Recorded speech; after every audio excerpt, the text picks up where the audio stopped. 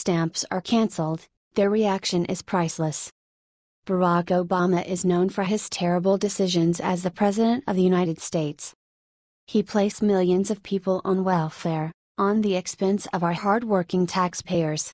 But now that fairy tale is over and some people are learning that the hard way. During Barack Hussein Obama's 8 years in the White House, he placed millions of people on welfare, forcing working Americans to pay their bills.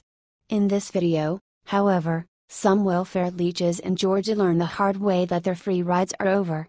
MyAJC reported that new rules were put in place in Georgia forcing able-bodied adults without children to find jobs in order to be given food stamps. When the people in this video did not find jobs in time, their food stamps were taken away, and they were not happy about it. State Representative David Clark, R. Buford, led the charge on this, arguing that it's time for Georgia to crack down on those abusing the welfare system. This is going to make people step up and look for a job. I will support legislation expected next session to expand the work requirement for food stamps to the entire state. What do you think of this? Share your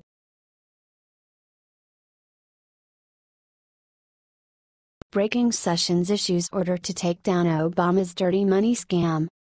Attorney General Jeff Sessions is a genuine American patriot and one of Trump's staffers with high fidelity. Under Sessions, the Justice Department has turned another page, seeking to serve and defend the law and Constitution, and not be used as a political tool, as it was under Obama. The Attorney General has signed an extremely important executive order that will terminate a policy from the time when Obama was in office that enabled powerful companies to provide settlement funds to outside organizations, efficiently ending Barack's slush fund. The Obama Justice Department's settlement policy was one of the most dishonest regulations authorized by a president. The sad part is that this practice remained unnoticed by many people, which is not at all surprising considering the fact that Obama had the prejudiced media on his side. With this regulation, the DOJ could order corporate criminals to provide finances to groups the DOJ would choose in exchange for a settlement. And, in consequence, the companies would accept the offer in order to rid themselves of all bigger legal prosecutions. Should his friends needed money, all Obama had to do was to contact Eric Holder or Loretta Lynch to arrange a suit against some major company of their choosing. After the corporation has agreed for a settlement, Attorney General Loretta Lynch would give them instructions to transfer the money to their leftist organizations. If this is not corruption, then I don't know what is. Many watchdogs agree and are praising Attorney General Jeff Sessions for his decision. The U.S. Chamber of Commerce's Institute for Legal Reform and Senate Judiciary Committee Chairman Chuck Grassley are some of those who are in raptures. Jeff straightforwardly discussed the corrupt nature of Obama's policy. Unfortunately, in recent years the Department of Justice has sometimes required or encouraged defendants to make these payments to third parties as a condition of settlement. With this directive, we are ending this practice and ensuring that settlement funds are only used to compensate victims, redress harm, and punish and deter unlawful conduct. What do you think about this? Share this on Facebook and Twitter along with your comments. H/T, Conspatriot.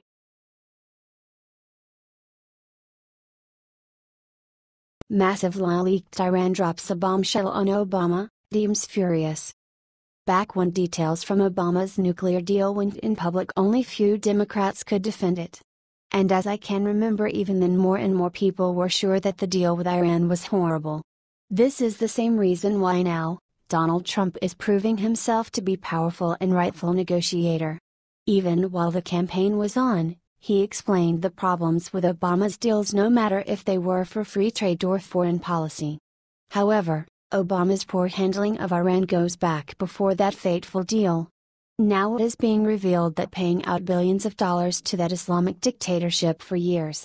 Adam Credo reports, the Obama administration has paid Iran more than $10 billion in gold, cash, and other assets since 2013, according to Iranian officials, who disclosed that the White House has been intentionally deflating the total amount paid to the Islamic Republic.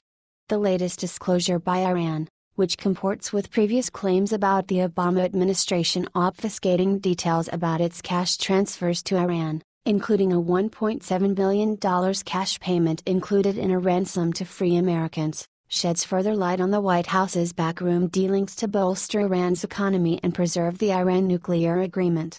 Foreign Ministry spokesman Bahram Ghasemi disclosed that the $10 billion figure just scratches the surface of the total amount given to Iran by the United States over the past several years. The $10 billion figure is actually a stingy estimate, Ghasemi claimed. Perhaps there would be some rationale behind it if the money was targeted to providing humanitarian aid, although even that would be dubious. However, a research analyst for the Foundation for Defense of Democracies told, given the nature of some of this sanctions relief, through the provision of gold and unfrozen assets, this money likely underwrote some of the Islamic Republic's more destabilizing regional activities. At the macro level, all of this continues to prove one larger point: the way the Iran deal was handled and the provision of sanctions relief during and after the talks that led to the nuclear accord continues to create problems for those interested in defending the integrity of the international financial system. So what had the Obama organization to hand billions of dollars of Americans' expense dollars over to the Iranians? Aren't they our foe?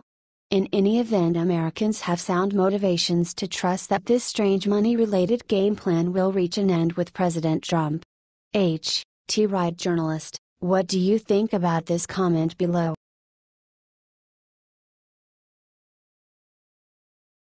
Paul Ryan shocked all Americans.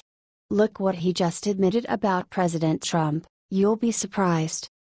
On the off chance that you tune only the mainstream media, you presumably have the feeling that Trump's White House and organization are greatly hard to work with, and given Paul Ryan's history of coming up short Donald Trump, you'd most likely expect that he will concur. Ryan, on the off chance that you recollect, isn't precisely pro-Trump. He sabotaged the wall. He some way or another let repeal and replace of Obamacare bite the dust, and that one was a cakewalk. He's reliably neglected to be up to the test when the president has needed him. So you'd expect that Ryan wouldn't have applauded for Trump. Positively, the liberal press has molded you to think so.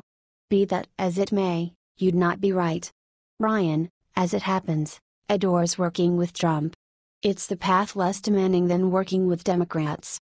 Via MSN, Speaker Paul Ryan claims that it is easier to have a Republican in the White House rather than a Democrat, despite some of the legislative challenges his party has faced so far this year. In a new interview on Fox News' Fox and Friends, the Wisconsin Republican was asked if it was not necessarily easier to have President Trump in the White House. "Oh, I think it's easier," Ryan said. "It's easier, but it's also exciting and it gives you optimism because you have a chance of doing things." That last sentence ought to be inspected all the more intently. Particularly given Ryan's history with Trump. Truth is, the Republicans could have accomplished significantly more had Ryan ventured up to the plate. Ryan knows this. What's more, given Trump's disagreeability in the mainstream media, Ryan has a simple possibility of scoring prominence focuses on the off chance that he bashes the president, and says he's difficult to work with. Be that as it may, he doesn't. Truth be told, even after such a large number of difficulties, Ryan still says this present, it's easier. Because you have a chance of doing things. Which implies, looking at the situation objectively, that Ryan fundamentally supposes you have zero chance at all of getting things done under a Democrat. Furthermore, following 8 years of Obama, I see his point. Ryan said that the Republicans, on the other hand, disagreed with President Obama on so many things. With President Trump, the sky's the limit, he said. I mean, the Senate is a razor-thin majority. That's a very tight majority. But we have this opportunity and we just cannot blow it. To be sure, Ryan.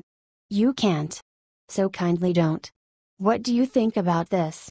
Do not hesitate and write your thoughts in the comment section below. Thank you for reading. Team Snow.